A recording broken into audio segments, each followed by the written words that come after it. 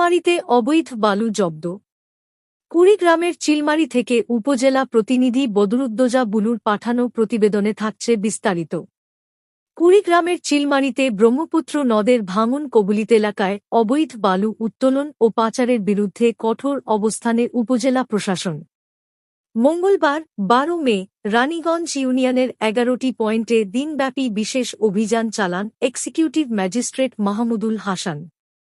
অভিযানে জব্দ করা হয় প্রায় ৯ লাখ টাকা মূল্যের অবৈধ বালু। স্থানীয়দের অভিযোগ, প্রভাবশালী চক্র প্রতিদিন ড্রেজার ও বেপরোয়া ডাম্পার দিয়ে লাখ লাখ টাকার বালু পাচার করছিল। এতে সরকারের বিপুল রাজস্ব ফাঁকির পাশাপাশি ধ্বংস হচ্ছে গ্রামীণ রাস্তাঘাট আর হুমকির মুখে পড়েছে শিক্ষা প্রতিষ্ঠানসহ সপরিবার। একদিকে জিও ব্যাগ ফেলে ভাঙন রোধের চেষ্টা চলছে, অন্যদিকে ড্রেজার দিয়ে নদের তলদেশ থেকে বালু তোলায় বাড়ছে ভাঙন ঝুঁকি। এমনকি বালু পরিবহনের রাস্তা বানাতে নদীর প্রতিরক্ষা ব্লক সরিয়ে নেওয়ার মতো ধৃষ্টতাও দেখিয়েছে ব্যবসায়ীরা।